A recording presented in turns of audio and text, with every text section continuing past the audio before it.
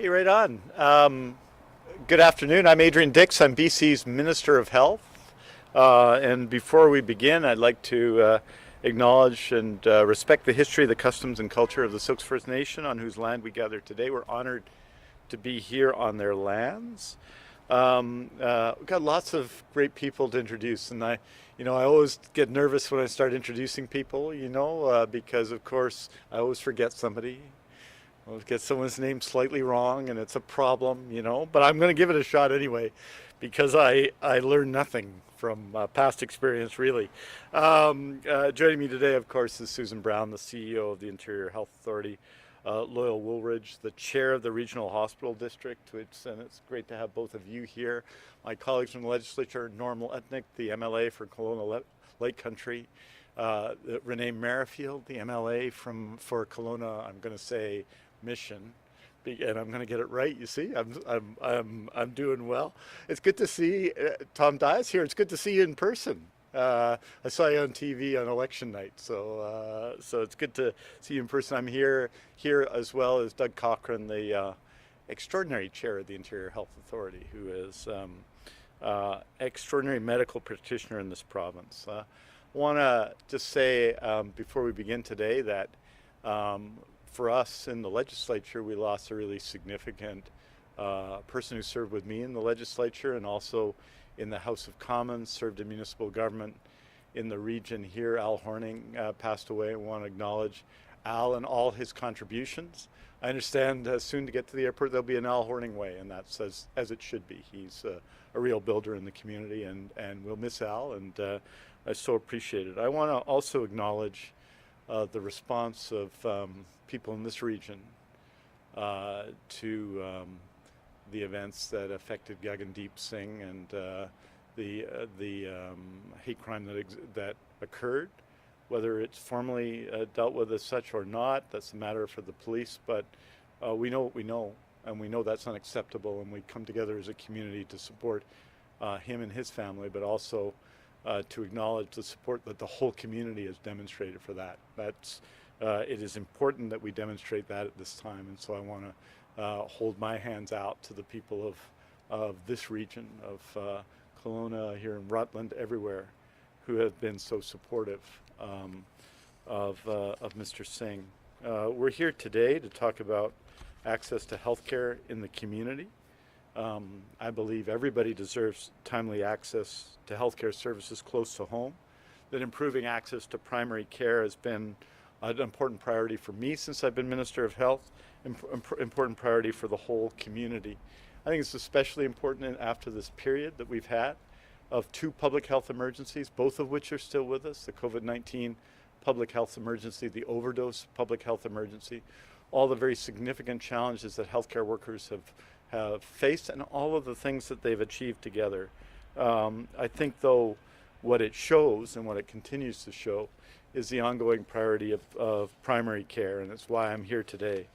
I'm excited to announce that people will have increased access to team-based healthcare with a new urgent and primary care center opening this fall in Rutland. When it opens, it will be available from 9:30 a.m. to 8:30 p.m. 7 days a week. It's located on Highway 33, 110 Highway 33. It will be located, and it's going to be a significant, I think, success for the community, responding to the needs of this community. It will provide urgent primary care services to people living in the community who need to see a healthcare provider within 12 to 24 hours, but do not require a visit to an emergency department. That would be things such as sprains and cuts and high fevers and minor infections. The healthcare team, as it builds out, will include 31.3 FTEs, including family doctors, nurse practitioners, nurses, social workers, physiotherapists, and life skills workers. The UPC will also work to attach patients with longitudinal primary care. Interior Health will operate the UPCC and collaborate with the Central Okanagan Division of Family Practice. Today's announcements build on the work we've accomplished together to improve primary care across BC, including opening 9 UPCCs in the Interior Health region. And I do want to say that the urgent and primary care centers in this region are the best staffed, and the public response has been the largest of any region in British Columbia. We have, in terms of our staff of doctors, for example, we are fully staffed across our urgent and primary care centers, or as close to fully staffed we can. I think we're 0.2 FTE below our funded capacity for doctors, and that demonstrates the support we've received everywhere, but especially from divisions of family practice everywhere. The other 8 UPCCs in the region include, of course, here in Kelowna, in West Kelowna, in Vernon, in Kamloops, Castlegar, Cranbrook, Penticton, and Ashcroft.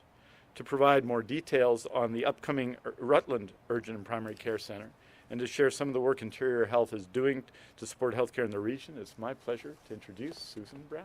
Susan. Hi, good afternoon, everybody, and it's a pleasure to be here with you today, and just would like to acknowledge that we are on the unceded territory of the Silts Nation. Increasing demands for primary care make this announcement today even more important, and as the Minister mentioned, we do have 8 other urgent primary care centres in the Southern Interior, which out of 31, I believe, across BC, and we have had outstanding response to where these centres are, and the interdisciplinary team in these centres are able to provide in the moment treatment and care for people not only that day, but they may get attached to the centre for longitudinal care and have a provider that will be with them on their journey. So having been in one actually just 2 days ago in the East Kootenays, the team there do outstanding work. It may be virtual, it may be in person, and they may see more than one provider in one day, which prevents people coming back for a second visit for maybe the same problem. So having seen that teamwork firsthand recently and the intervention they can do with people in the moment, the response from the public who are receiving these services has been overwhelmingly positive. We hope to create that same environment here in Rutland and know that the demand is here. This is our 3rd urgent primary care centre in Kelowna, and we really hope that this centre fills the need that is here today for the people in this area. We also work closely with our team to create and tailor the services to what is required in this area. There may be some nuances between our communities, so we do that, and we work very closely, as the Minister said, with regards to the service and the milieu of other services that are in this area to make sure that we're providing not duplicate service, but a service that's aligned with other physicians' offices or practices that may be in this area as well. So it's our pleasure to have worked with the Central Okanagan Division of Family Practice and also, of course, the Regional Hospital District here who support us on so many capital projects. So we're looking forward to the opening in the fall, and it's very close to where we are here right now. It's just at the corner of Rutland Road and Highway 33, and the renovations are happening right now. So won't be long till we can open the doors and celebrate with the team and the community of this amazing new opportunity. So I'd just like to thank the Minister for his commitment to the people of the Southern Interior, and look forward to the formal opening. Thank you.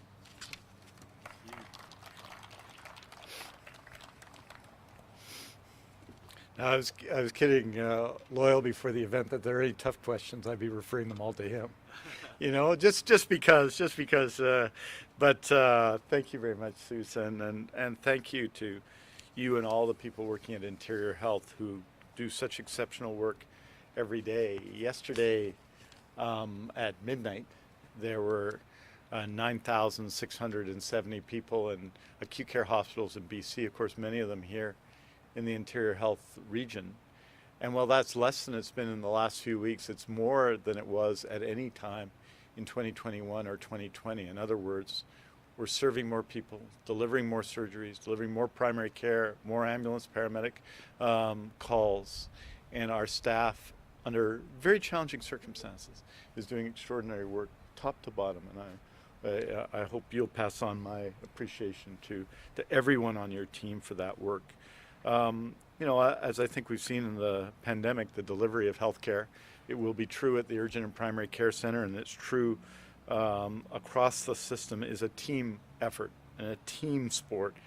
And across the province, the Ministry of Health, health authorities, divisions of family practice, healthcare unions, regional districts, and nonprofits are working together to deliver primary care services. And to share a few words about these collaborative relationships and the support of the Regional Hospital District here for this project, I want to introduce Loyal Woolridge. Loyal. Thank you, Minister, and good afternoon, everyone. As mentioned, I have the esteemed pleasure of being the chair of the Regional Hospital District. My name is Loyal Woolridge. And on the note of collaboration, and it's great to see our leaders here today, MLA Norm Letnick, MLA Renee Merrifield, and our Mayor Tom Dias. I just was reflecting on the collaboration between the Minister's Office and the former Critic of Health, MLA Norm Letnick. And I think when we look to the challenges of healthcare, it's really about collaborating together. And I really look up to Emily Letnick and all the work that he's done as a tireless advocate for Rutland. And today is a showcase of that hard work. For those of you that don't know what the Regional Hospital District does, we fund with our residents' taxation 40% of capital improvements in the Health Authority of Interior Health. And this is an exciting day for Rutland. The Central Okanagan Regional Hospital District is grateful to partner with the province and Interior Health to deliver this new resource to the Rutland area. The new UPCC is the third in our region, which will provide much needed healthcare services in Rutland is a welcome step forward to build a healthier Kelowna. We fully support every effort to elevate healthcare in our city, and we're proud to contribute the capital and equipment funding for expanded healthcare services right here in the Central Okanagan. With Rutland being one of our fastest growing urban centers within the fastest growing region of Canada, we need to continually look to future needs of the people who live here now and into the future. The need to access timely health care and including mental health care is greater than ever, and I think the pandemic has shown that. We must continue to work together for this increasing need. We know that many people and many folks don't have access to primary care providers.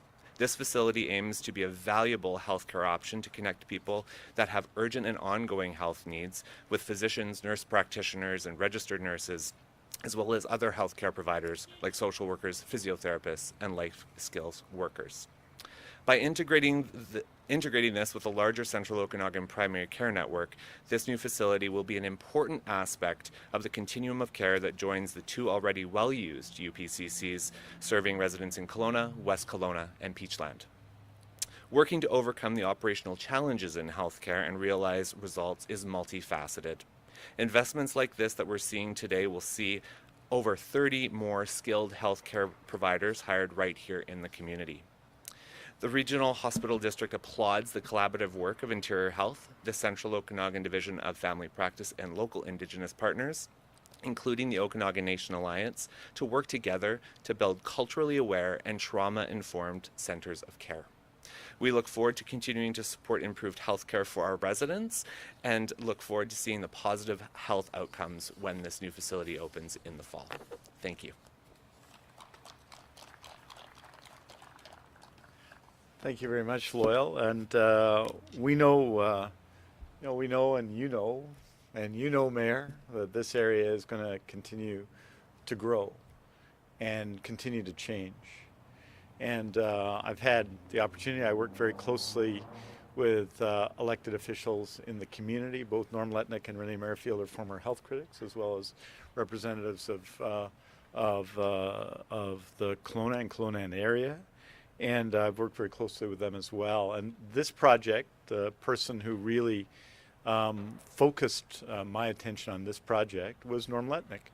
We had talked about primary care issues, and in fact, we visited Lake Country some time ago before the pandemic, BP as we call it, in those times before the pandemic, and always talked fundamentally about the need to improve care in Rutland.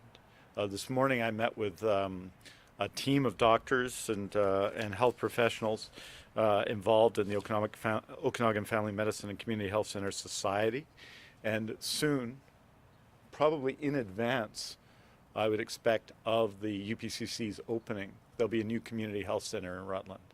So a campus of care in this community that will see improvements in primary care. A community health center led by the community, by doctors and community members.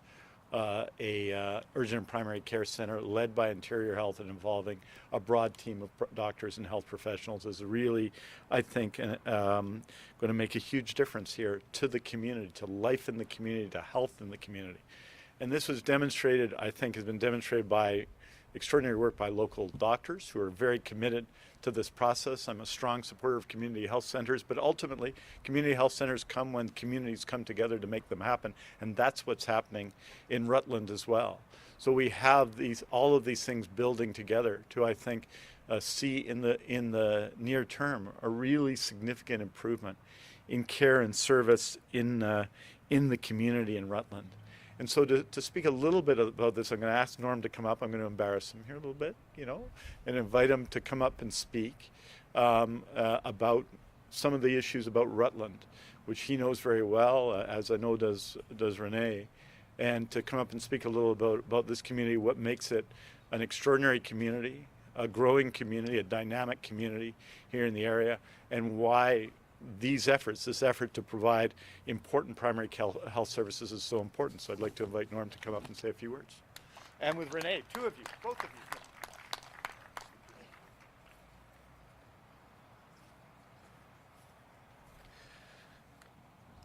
Whew. Thank you. Look, I think everyone knows the need is great. The need is great all throughout the province.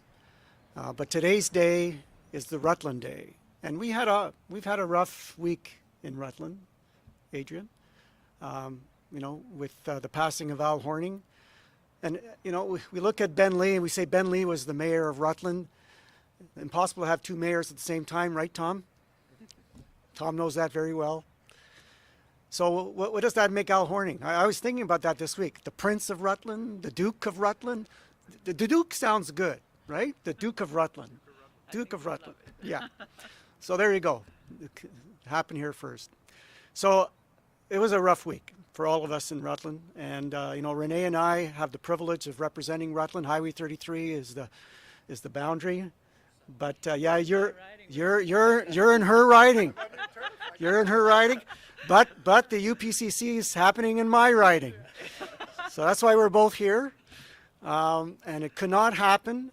Before I get to that, I just want to say thank you to you, Minister Dix, and Susan Brown. This past weekend, when we found out that Mr. Singh did not have health coverage, and the community asked if we could make sure he went back to the hospital without having to worry about that, these two people came right up front and made sure that happened. So I just want to say thank you to being so accessible and responsive. Thank you also to the Regional District Hospital Board. Most of us who live in this area, we all pay taxes to this organization to build things like the NICU, the fourth floor of the Cardiac Surgical Center, and other things that we see around this area. All thanks to 40-cent dollars for capital, sometimes 100-cent dollars for capital. Let's not do that too often, okay? All right. But it's that kind of partnership that makes things happen. And then, of course, Tom, the mayor of Kelowna and Kelowna in general, we cannot get this kind of announcement without the support of the city, and we cannot get the beauty of Rutland, really outstanding beauty that we have in Rutland right here, that Renee has a vision for, that Tom has a vision for, that all of us that serve the people of Rutland have a vision for. We cannot get that without everybody helping out. So this announcement today is great news. Great news after a hard week. So, on behalf of the people of Rutland, take off your coat.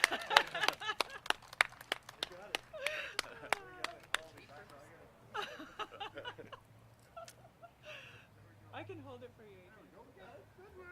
I'd like to introduce you to the new champion of everything Rutland.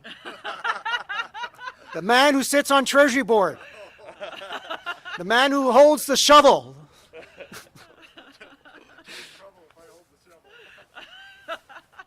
All right, put it on. Okay, we got it. All right, here we go. I hope it fits. Make it fit. Make it fit. Make it fit. All right, I there you go. love it. Renee. Woo! I'm good. I'm good. Thank you. Can we get a picture though? Let's do it. Let's do it. Rutland strong. Rutland really strong. Awesome. Thanks. Thank you. Hey, thank you. Thank you very much, Norm. Thank you very much, Renee. And I was Kid Renee because I think I get used to this because, as some of you may know, my wife is Renee Sargini Saklakar. So when I say Renee, it's always one of those things. I'm always double taking there. It's good to see you. Good to have you here today. So with that, we're happy to take your questions. This is like I say, and it's a very significant day. And I think the model of what we're doing here, which is building on health authority services and providing episodic care and building out from the community primary care through a community health center, this model will be seen as a positive thing everywhere. Hopefully by people, of course, in Rutland, but hopefully something on both sides, both on the UPC side, but especially the community health center side, something that becomes a model across British Columbia. There are a significant number of community health centers here now. There's going to be more, but this model, one that has been developed by primary care providers and others in the community, is really going to make a big difference as well. So thank you, and happy to take your questions. I'll grab my book here. Anybody? There we go. Centers that they're doing so well, they're hard to get into, that you need appointments, and Yeah. that they're full? Yeah, I think there's a lot of demand for urgent and primary care centers for three sets of reasons. One, there's a lot of demand for healthcare right now, just in general. We're seeing this in terms of ambulance calls. We're seeing this in demand in acute care. We're seeing this in the community. Secondly, we saw transformation in March 2020 of primary care. At that time, we created new billing codes that allowed for virtual care. And so we've gone from a system which was 95% in person to overnight a system that was 30% in person. And our urgent and primary care centers, our walk-in clinics frequently as well, were the doors that were open to people who wanted an in-person appointment. And even though a lot of people like virtual care, and there's real role for virtual care in our system, and there was going to be a continuing one, and it's going to change, and it's particularly utilized by younger people who are used to that and like that. It's still the case that urgent primary care centers everywhere got a lot of visits, not just from people without a family doctor, but also people who had them that wanted to see someone in person or needed to see someone in person. So the Kelowna Urgent and Primary Care Center, I believe, is the most popular urgent and primary care center in the province. It has seen the most patients. It's had success. It's been largely received all of its staffing goals. I think it's staffed at about 26 FTEs, so less than will be here in Rutland, and it's been pretty close to fully staffed throughout the time. There's obviously people who come and go over time and in different periods. So yes, there's a lot of demand for urgent and primary care centers, some demand for walk-in clinics as well, because those were the doors that were open and frequently used by people who didn't want to go to a hospital, either because they knew what ailed them, didn't need them to go to a hospital, but also because hospital at times during the pandemic was an intimidating place for people to feel like they could go. So I think the centers have become more popular, but at its core, it's important to have episodic care, but at its core, the urgent and primary care center needs to build attachment and work within the primary care network and work with existing doctors' clinics, and we know in Rutland a new community health center to provide attachment for people. We just signed a new agreement with doctors, which you'll have heard about, and it has been to date, I have to say, an exceptional and has had a success that has been surprising even to me, and I was an advocate for it. More than 2,500 doctors have joined the new payment plan, right, which is the most extraordinary change in primary care in the way that it's delivered in the history of the province. And 300 of those doctors weren't billing in longitudinal family practice last year. So this is attracting people, to family practice, and it's good for everybody. And I think it allows us to address what's a significant gap for people, which is an attachment gap. There may be some people who, for whatever reason, are at a time in their life and they don't feel like they need that family doctor, but the vast majority of people do want one for all kinds of different reasons. They have chronic diseases, they're getting older, they have children, other reasons, right, that develop. And so while urgent and primary care centers are important, we have to build out the whole primary care network, and that means attaching people to a regular family doctor. Yes, over there.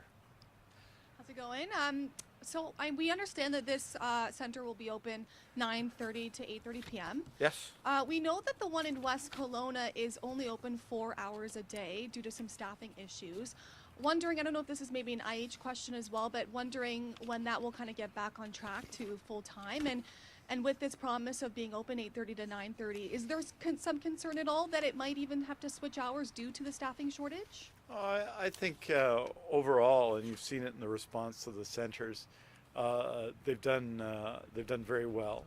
And the idea of it, and the most important hours that urgent primary care centers are open, are the hours on weekends, on holidays, and after hours, where other doors are not open because people are on regular hours. So it's important to us to meet that test in West Kelowna and here. I think one of the priorities for us has been to, obviously, it's health human resources. You want to add staff, you got to find staff, and that's part of the key effort we're making both with the community health center, which is community focused, and with the urgent and primary care center. So why we're adding spaces for doctors, new pathways for internationally educated doctors, and a new payment model, which is, I think, inspiring a lot of people to either stay in or return to or join family practice. So on the doctor side, we're very confident about that. On the nurse practitioner side as well, we've seen in the last 5 years a tripling of the number of nurse practitioners in BC who are an important part of this system, and as well, obviously, new spaces and recruitment for nurses. So I think it will obviously be key to build out and to staff the urgent and primary care center to meet those demands.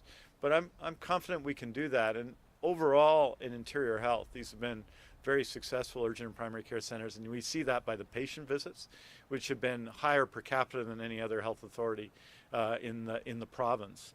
The one in Kelowna being the most successful, but others being very successful. I think Susan was just back from Cranbrook, where the urgent primary care center, I think, has met in terms of its visit goals, its 3-year visit goals. So there is significant demand for these services and for the team-based care that's provided. And so yes, we've got to work to make sure that we fulfill that goal. But the intention, I think, is to fulfill the goal.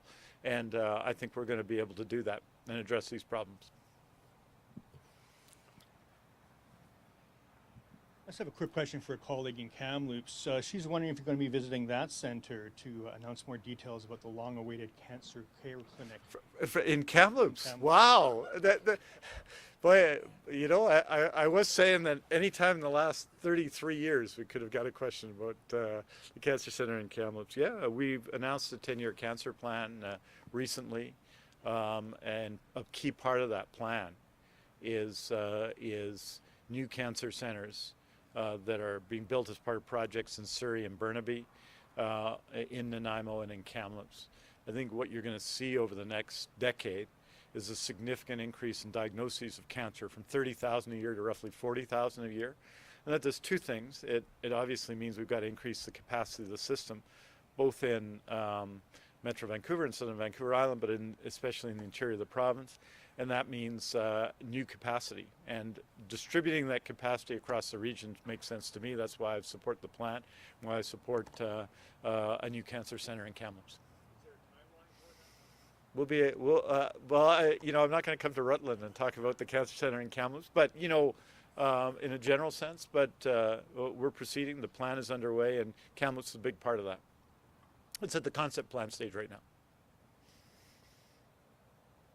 I have a question, just kind of unrelated to. Of course. New report today shows that we're still behind pre-pandemic levels when it comes to surgeries, and people are still waiting to get the important health care they need. What is being done to work through the surgical backlog? Well, a lot. And that report also shows how well we're doing compared to other provinces, right? And the pandemic affected surgery, as we know. In March 2020, on the same day we announced the new fee codes in primary care, we also announced that we were deferring about what ended up being about 30,000 surgeries. We made them up. We did 99% of those surgeries. There's fewer people waiting for surgery in BC now than there was at the beginning of the pandemic.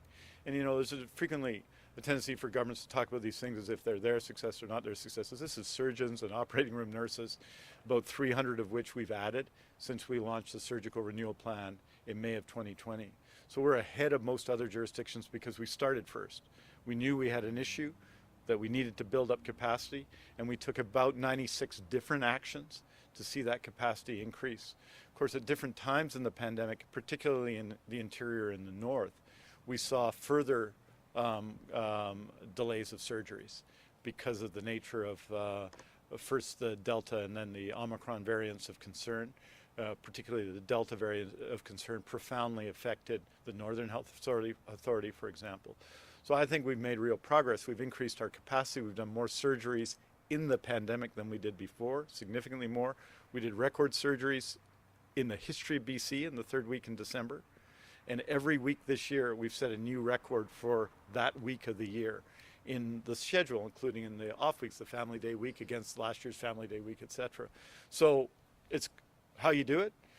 At operating room hours, we've done that, about 175,000 incremental hours on an annual basis, annualized basis. New staff, about 80 medical device processing technologists, and that's important for any surgical system to work well. And then on top of that, nurses and surgeons and anesthesiologists. So that's how you do it. You got to build the capacity of the system.